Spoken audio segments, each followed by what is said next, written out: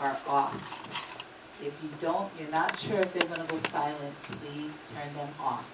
Thank you. Just to summarize that, I believe that most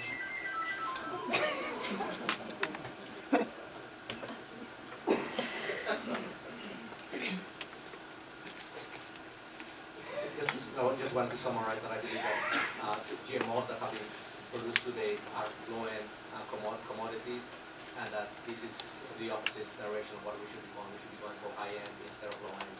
And papaya is a perfect example where consumers are willing to pay a lot more for non-GMO or organic papaya than they are willing to pay for GMO papaya. And can you tell me, in terms of federal regulation, I know that the Obama administration has said that the federal should be a floor, not a ceiling, but still I know that our state, some of our state legislators and our agencies have said, well, we should just defer to whatever the federal agencies say. And my sense is that's pretty lax and we shouldn't be doing that. Can you comment on that issue? My position is that there has been weak oversight and regulation, both about the use of GMOs, but also about the use of pesticides in the world, in the U.S. With regards to GMOs, there have been internal audits, both of the USDA and FDA, and those internal audits that the company did themselves indicated that they were failing to properly regulate these products. In terms of the FDA internal study, it even said we don't even understand the science, or scientists don't understand the science of these new technologies, and we're not interested in them. And these internal document was saying you guys should try to overcome these obstacles within the institution itself. Okay, my last question is in terms of patent liability law and the role that plays, and also in terms of secrecy. I know I heard about an example, just so you can comment on it, is like the alfalfa farmers in Washington, or the places where they are attempting to sell their product and sell seeds, including, say, Sudan or Saudi Arabia or Japan or places, and yet they're being told, no, we're testing everything, and if there's any GMO, you get the entire containment, everything back, and we're not paying for it. And part of the problem that these people are running into is they can't find out what's going on. The patent liability, the patent laws say, you know, you're liable if you're growing our GMO product, even if it's accidental. And number two, it's we're not going to tell you what's there and what's being done. And that just, it all just seems ludicrous to me. But it's clearly when, in terms of a farmer just saying, I want to buy some GMO corn and check it out, he's not just a buyer, he's a patent licensee, and everything that really goes into that whole complex legal category. Patents, I think you're talking about two different angles, and one of them is who's actually benefiting from this technology, and is it to actually feed the world, or to people hungry in the world, or is it actually to profit from products that have been patented? So that's one angle. The other angle is the issue of contamination. If your farm becomes contaminated, according to patent law, those crops may belong to the company itself, because they have genetics that belong to the company. So instead of you receiving money for that contamination, you may actually become liable for stealing the technology. There are other issues of contamination. If you're trying to find out what's in your crop because of contamination, how can you trace back the specific genetics of the crop? I'm going to yield if other people have questions for either. I would like to add that I've been a doctor for 34 years, and I can confirm that medical research is controlled by the drug companies. It's not objective, open-air research. That's who funds everything. And as well as all the research on these products have been controlled by the patents. Researchers have not been allowed to test these products because they're controlled by the corporations. Any other questions for, do you have a question for them? Yes, you do. Okay, Councilmember Avila. Thank you, Madam Chair. Mr. Gonzalez, I'm sorry, Venezuela. I'm sorry, I have a hard time saying his name. You mentioned high-end products. Now, do you consider the flora industry a high-end product? Or what's your definition of a high-end product? Yes, I would Your consider mic? it Can you turn your microphone on again? yes, I would consider the floral industry a high-end product, and basically it's how much you can make per acre. But you are trying to match, and you're looking 5-10 years down the road, and you're trying to meet the expectations of the consumer. So with the food industry, you're asking what does the consumer want, and if you look at the fastest growing sector of the agricultural industry is the local food sector. The local food sector and the organic sector. Consumers are looking for wholesome nutrition product and for locally grown product. And this is the big movement of farmers markets and so on. And we see this movement within the US and internationally. So my position is we should be looking forward and how can we make Hawaii a place that will stand up in the world. We know that other countries have done this. Chile has done it. Israel has done it. The Netherlands have done it. And they have focused on the very highest end. And they have put behind the research to make it happen. Now, what is Chile producing? Chile early on decided we have the opportunity to provide the United States and other in Europe with stone fruits, with apples, peaches, grapes, and they engaged nationally with a mandate more like a Marshall Plan. How can we make this happen? By doing research, hiring professors, and they in fact turn the industry around. You mentioned other countries also. Now, those other countries, are their federal regulations the same as our federal regulations? Which one is more stringent? I cannot speak very well about regulations in those other countries. Perhaps Europe is a lot more stringent. Israel, I cannot comment. Now, so let's stick to the high-end product because you mentioned flora is a high-end product to you. Now, what I've understand the flora industry in this county, for me, I feel like it's a wise move because if you look at having, let's say, a genetically modified flora plant to be blight resistant, then you are making them resistant to that disease. And then after that, be able to maybe change the color or something aesthetic. Now, do you find that a way that we should go, or maybe that's not to your belief? There's a lot of question marks with respect to genetically modified organisms just because it's such a young industry. It's something that we're just starting to do it. So we don't understand the many ramifications. If you have ornamentals in your house, in your garden, you know that your pet is going to bite on it, your children are going to go around and even eat some of those leaves. So one of the main issues is disclosure. A lot of our customers right now don't realize in the United States and in Hawaii that they're consuming genetically modified papaya. If consumers realize that the industry in Hawaii is releasing genetically modified organisms with little or few health or environmental studies, moms may become concerned, grandmas may become concerned. And so my position is that Hawaii risks its reputation as a high-end destination, as a high-end market, as a cash value. So if you release it and they find out, this may risk the industry.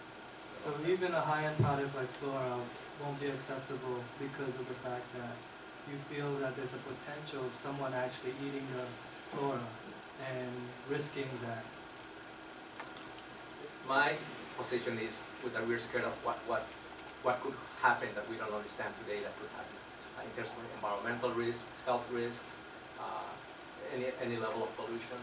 Yeah, I mean driving my car, that's a big risk right there. That's a lot of deaths, but we do take on risk, and it is, I mean, you're talking about want to preserve our environment because, like you said, you don't know what's out there. You don't know what this product might do, and that's kind of why you go through that testing to make sure that it ensures it. But the testing itself is bad to what you're saying. But I do want to go on to Dr. Magan? Again, I'm sorry, what's your profession? I'm OBGYN doctor, Oh, okay. Now, you, and I practice functional medicine, so my work now is trying to understand what's the healthiest human and how do we correct the imbalances. And I wanted to add something along what you're saying. We make cancer cells every day. And an intact immune system and a low inflammation system and a non-toxic system lets us get rid of those cancer cells all the time. So we know that the healthiest humans have a good immune system and a non-toxic system, and they're getting lots of nutrition. I think it's the same thing in the plant world.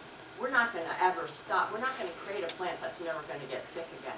But we know that by having healthy, nutritious, bioorganic soils, we make healthier plants and get better yield.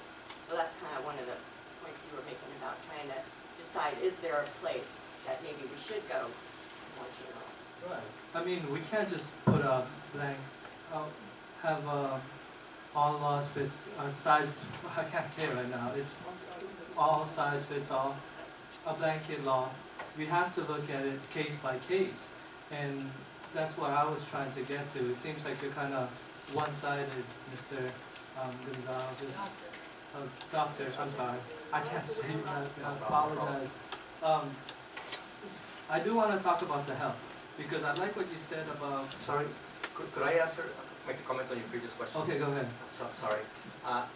One of the concerns with genetically modified organisms is that the product doesn't just sit there. Say you're growing a plant in your garden, it just doesn't stay there. There's animals that may feed on it, there's aphids that may feed on it, and the root exudates into the soil. So if you insert a viral DNA, a novel viral DNA into the plant, this DNA may go into the soil, an aphid may feed on it, take it into its body. Somebody's going to feed on the aphid, the bird may feed on the aphid, or so on. So where does this might end? And with this, may this DNA start interacting with other organisms in ways that today we don't understand. So that's what I'm saying in terms of that many ramifications may happen that today we might not understand. Okay, thank you. Could I ask another comment? Hold on, I have a question. Sorry about that.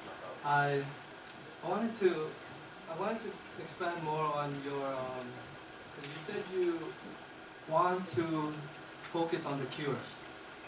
That I wanted, my main question, now that I know your profession, I want to stick to your expertise. I've recently heard about this might be not in your field, but please let me know when I'm going too far. Is they're looking for genetically modified flu shots, where they look for, I'm not sure what plant they would be extracting, but the flu shot is actually genetically modified, which is some organism has been modified. And this flu shot is able to be mass produced, so a lot more people could have those vaccines. Now, what's your thoughts on that? Let me say first, there has never been one double-blind, placebo-controlled study showing the effectiveness of vaccines. And from a functional medicine point of view, we know that it creates inflammation and targets organs in the systems. So I think that the decision is way still out on vaccines. And I don't know how many people have said to me, oh, I got that flu shot, and then I got the flu, and I got sicker, and I got worse. And so I think I'm probably not the one, if you want to mass vaccinate people, to talk about that. And I am convinced now that we really let the genie out of the bottle on this whole genetically modified thing. It's really scary where we've gotten. And genes mutate constantly, and we have lost the control of that. And that's where the biotech could go. Thank you. Okay, so what we're gonna do is we're gonna just finish up questioning with them, and then we're gonna take a break at 11:30. And I know we have a Skype, but we also need to keep in mind that we have a sign language interpreter that also needs a break every so often. So now it's Councilmember Nishi. Did you have questions? Thank you. You mentioned about high-end products, right? And so, would you know basically, like, what is the cost, or what would be the cost to the consumer when you do high-end products compared to what we are having right now? My thinking is that in Hawaii, our vision should be changing to, first, how can we feed ourselves, and secondly, how can we produce high-end products.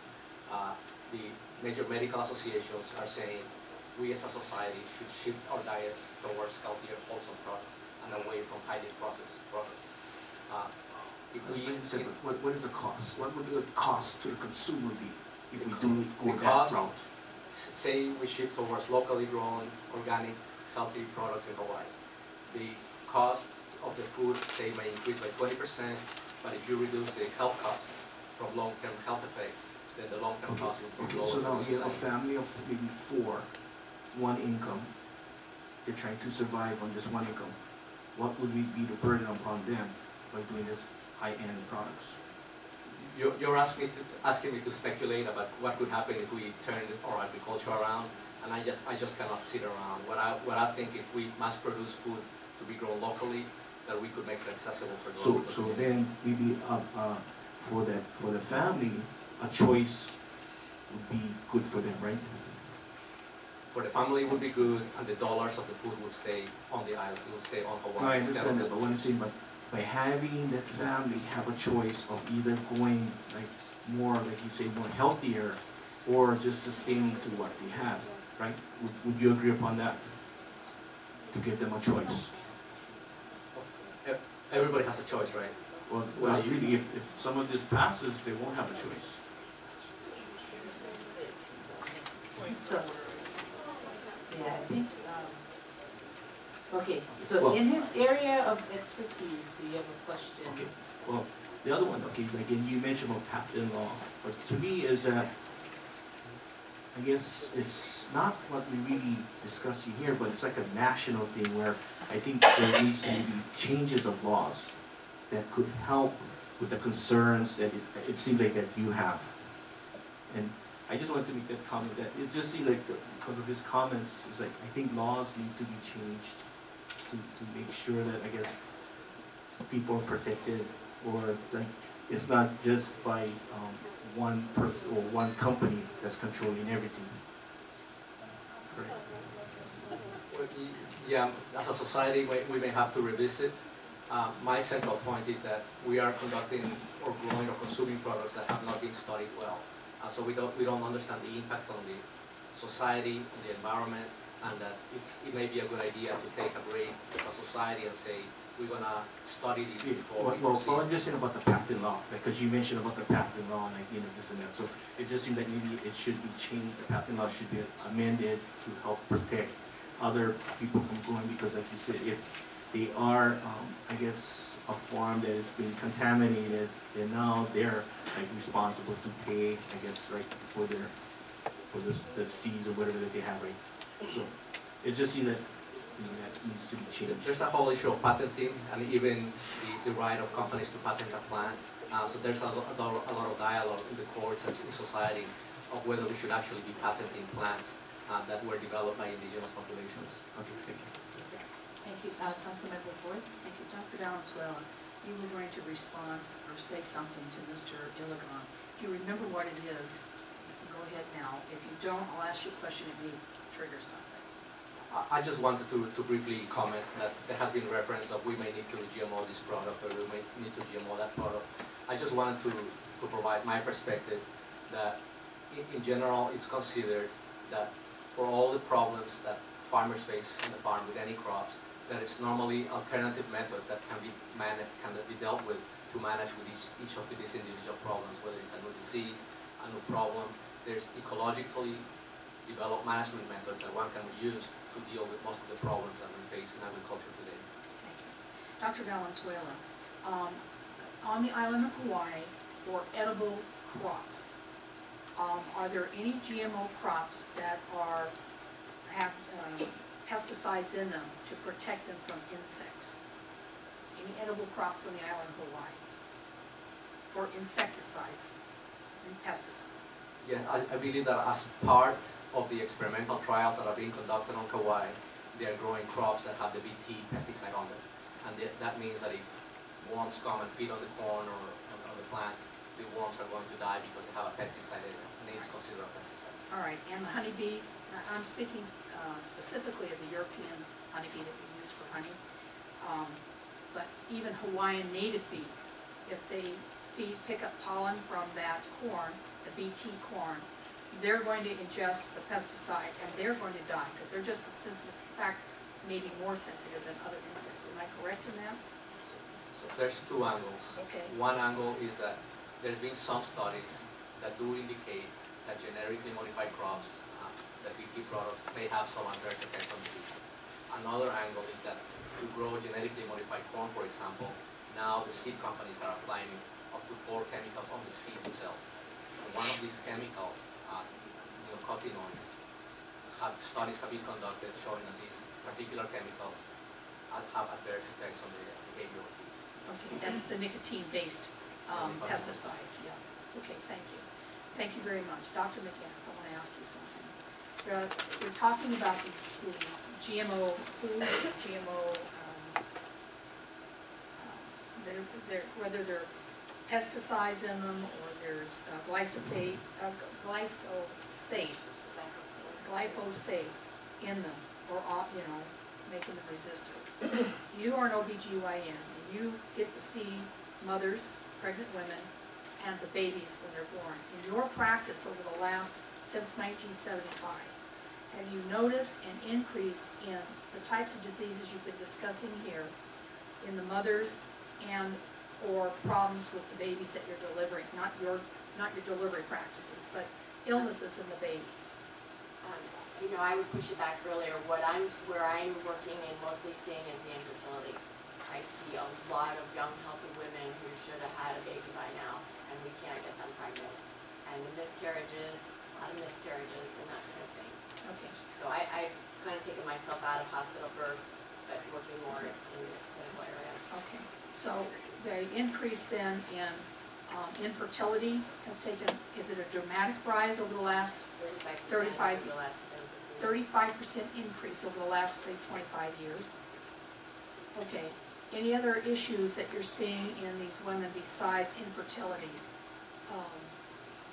Again, just their whole adrenal glands being exhausted from fighting a chronic inflammation, a lot of gut problems, irritable bowel, Crohn's, and obesity, hypertension.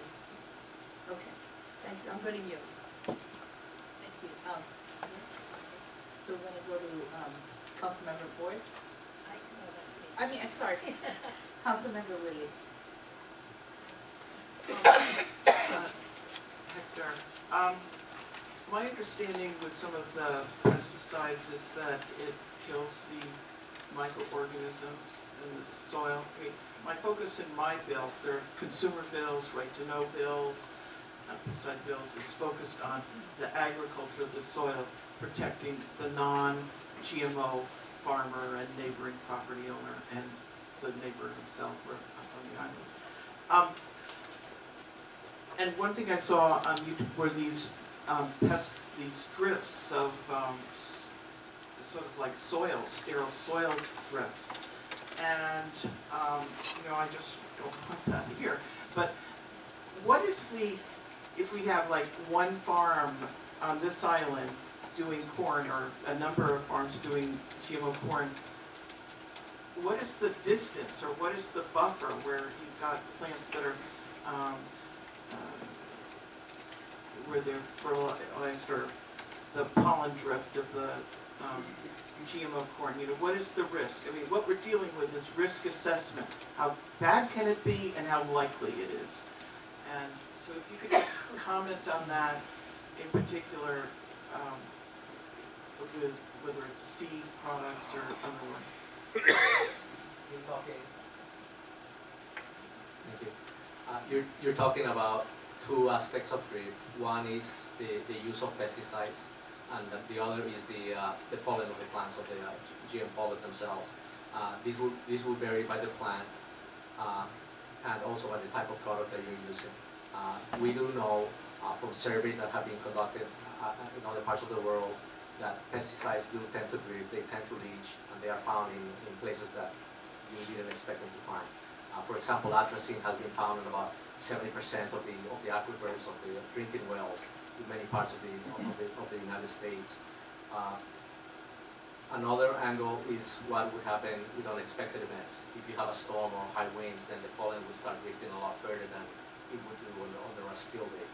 I understand that, for example, during a hurricane that passed through Texas, following season they have volunteer GM cotton all over the irrigation ditches, all over the region, just because of that unexpected event. But normally, with standard pesticides, there's proper pest management practices that you can use to minimize the leaching or the drift of pesticides, such as buffer strips, cover crops, and so on. So there's pest management practices, and then there's unexpected events. Okay. One other thing is in terms of the way I'm trying to do this is just draw the line in the sand on this bill, and then have the ad hoc committee really deal with some of these issues. Like I think council member brought up about horticulture. Maybe doing anthuriums outdoors or something is okay. Look at things on somewhat of a crop by crop, issue by issue basis. If it's horticulture, well, is it bee pollinated where we have the same risk to the insects or otherwise? But would you be willing to help with that if we do go on to form an ad hoc committee? Would you be able to give us assistance? Yeah, it's a different bill. Okay, but I want to know how much I need to address on this bill. I'm trying to separate out. Let's just stop where we are, halt. The value of just halt in place, and then have these deliberate decisions. And okay, how do you support my bill the way I've set it up as a companion?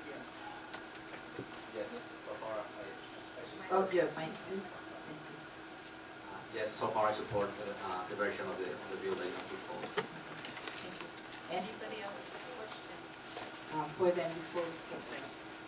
Okay, so I'm gonna go to Councilmember Hill first. Dr. Valenzuela, thank you for coming here and for all the work you've put into helping educate people as far as you can about these issues. My question on Bill 113, have you read the proposed amendment to what we were speaking about earlier? I can't speak on the then Ms. Willie's efforts here are to draw a line in the sand, and then maybe after further investigation we can further refine what we are prohibiting. But as far as subsequent or in the future additional testing with papaya, I think that's one of our main concerns here, since besides there's some corn already being grown on the island, I'm told.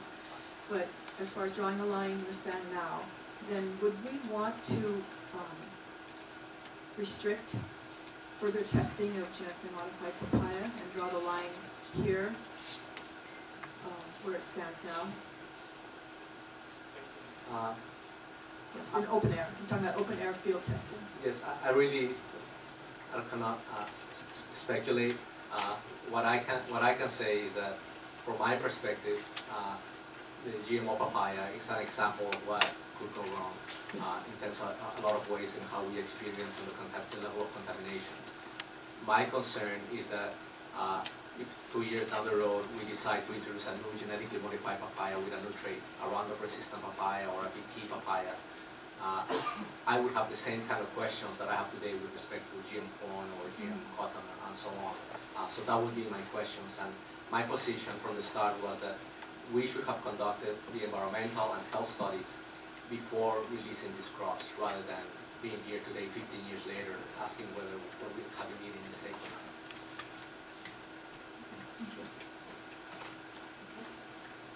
So now we go to, I have Councilmember first. Councilmember Elton, and then we're going to take a break, okay, because we need to. You mentioned about the rainbow papaya. To my understanding, the rainbow papaya, because of the ring spot virus Okay, now they got a gene from another crop or whatever to fight off the ring spot. So it wasn't like changing anything within the papaya. Is that correct?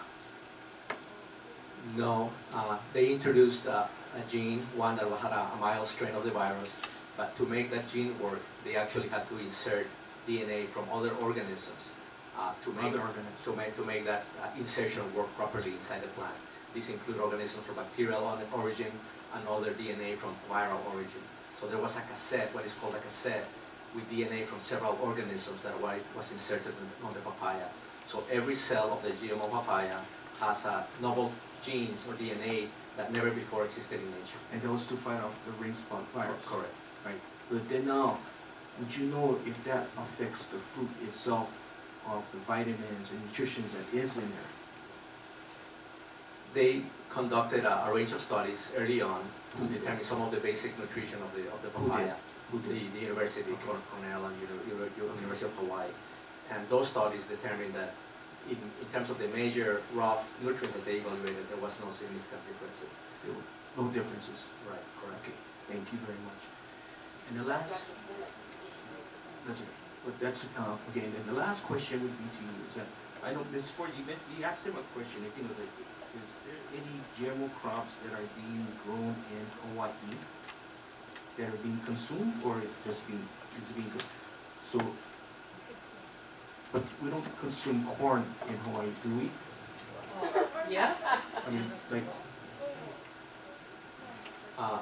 can you kind of specify on what you meant by the corn? Like, In Hawaii, we consume GM corn in processed food. well, no. Question was, is there any GMO crops that are being grown in Hawaii that are being consumed by the local people? No, that I understand, other than perhaps GM sweet corn and GMO papaya, could be GMO squash. So just those three products that are being grown in Hawaii that are being consumed by local people? Or is it it's being grown by local farmers that are being consumed by local people? It's possible. I'm not a person. So you don't know then? I don't know for sure. Okay. Thank you. Thank you, Councilmember Rivera. Thank you. Mr. Valenzuela. Why can't I get that? It's a doctor. Dr. Valenzuela. Well, this is a tough one for me. But I do want to learn. I'm all about education. And you mentioned that GM papayas is an example of what went wrong with GM products. Now, could you clarify exactly what it is, the GM papaya, that is wrong? From my perspective, we released the papaya about 13, 14 years ago. We haven't conducted a single study to determine independent study to determine the economics, the environmental, or the health safety of GMO papaya. So we haven't been able to go back and trace what are the actual impacts on the state. Secondly, in terms of the economics, about 40% of the farmers went out of business. The volume of production is about 30% from the high levels of papaya production in the old days in Hawaii. And the value of the crop is in general lower than the non-GMO conventional or organic papaya. In my breeding classes, one of the main rules was that when you develop a new variety, it has to be a superior variety. It cannot be inferior to standard varieties. And if the consumer is not willing to pay more than what they do for the conventional papaya, then in my perspective, it's not what we should be looking for. From what I'm hearing, these are all economic faults. This is not even a health reason. And we're here for public safety.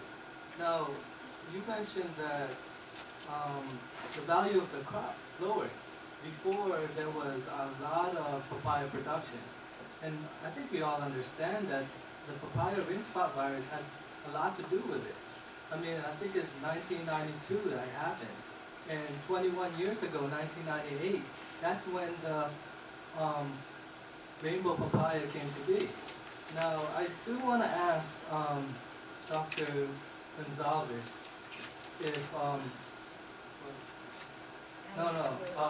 Gonzalez if there has been any health study, because that's what you mentioned. Okay, so are we calling Dr. Gonzalez Yes, out to please. the, Can we get Yeah. these people taken care of? yeah, what we Okay. agreed to is to Thank you. ask who, we have forward, and maybe when we come back from the break, and we also have somebody waiting on Skype, so we're gonna need to get through this, get a short break to be able to get to Mr. So, Jefferson. Dr. Valenzuela, I just can't say that V. Valenzuela. Valenzuela. It's like a V and a Z. Now you have to take a difficult name. I'm sorry. Elegance. I can't even say that right. But so your main thing was they didn't provide a health study during that time at all. We didn't conduct a proper health evaluation prior to, and we haven't conducted one since. We haven't conducted a health study in terms of the health impacts from having consumed the GMO papaya for all these years. Because I'm very surprised that Japan just deregulated, I believe, in 2011. And I can't seem to comprehend how Japan would let that go if they didn't have like any health study. And Japan is, just to define it, do you believe Japan is pretty stringent on GMOs? I believe so. One thing that you have to look at is the WikiLeaks cables that were released by the state, by WikiLeaks from the State Department. These cables go the lengths that the State Department goes to twist arms behind the scenes in terms of trying to. You mean the state of Hawaii has that influence in the Japanese government? The United States. That's the United States State Department. Can we stick to the question Well, I'm and trying not to have a discussion and understand, argue a Doctor, point? that, okay, first the health study, that I'm just trying to understand how the Japanese would deregulate the GM papayas Okay, without those facts. yeah. So I'm trying to ask him that question. I'm trying to let him know where I'm going with this. And from my understanding, what you're answering me is that right now the GM papayas haven't been doing a health study. And am I correct, or what is it? I have not seen a health study Okay. conducted based on the rainbow papaya in Hawaii. That's all I needed to know. Thank you. Another angle that I wanted to touch briefly was that in terms of the papaya is that my position is that we did not properly consider alternatives to manage the disease when it came to Hawaii. So there were other things that we could have done to manage the papaya disease, and that instead of just looking at those alternatives, we focused on genetically modified papaya. Okay. Thank you. I'm gonna allow Margaret to do just a follow-up real quick so we can end this, because we have Mr. Jeffrey Smith, who's a scientist, a science journalist, waiting. Mr. Smith, I apologize, but right after this, we're gonna take a short 10-minute break and come back, and then we'll be able to Madam talk Chair, with you. may I also make an announcement for Danielle? I'm not sure if she's in the crowd, but I asked Danielle, she's a bee expert for the USDA, and I'm not sure if she came or she left. So could you make that announcement for her to stay, if that's possible? If Danielle is here, could you stay? I don't know when she'd be called. But anyway, can, Councilmember Willie, if you could do a follow-up and close? Yeah, I think, I just want to go to follow up on the question that Councilmember Iligan asked, and that's in terms of the choice of how you deal with a problem, whether it's a disease or otherwise. My understanding is here in Hawaii, when they got the ring spot, there were basically two choices that they immediately follow through with, look at the chemical solution, the GM, genetically engineered, or basically close down the industry for 70 days, someone has said 70 days to a year, and in fact there would have been federal insurance coming in, is my understanding, and which way? And it was, okay, let's promote, let's check out the GMO. And that was largely promoted by the university, was my understanding. So I just want to ask you, and then one other thing on the university, these are sort of connected, was that really, when they went with the GMO, the farmers wanted to sort of work them, that maybe the nutrition's not bad, but the taste isn't as good, and mix them. And that the patent attorneys came in, no, you're doing only this. So I'm concerned in terms of the university basically being the proponent and the advocate for the GMO industry, and basically getting, you know, how this works. So anyway, that's my concern. Hopefully it's more balanced now. But I just wanted, if you could comment on that. Yeah, eradication was one of the possible solutions. There were other possible alternatives that I think were out there. But at the time, GMOs were the big thing. Everybody was talking GMOs. The university could see a lot of federal monies coming in. So my thinking is that they did indeed push for GMOs as the magic bullet. Thank you. We're going to take a 10-minute recess, and Mr. Smith, if you would, thank you so much for waiting, and we will be with you shortly. So recess for 10 minutes.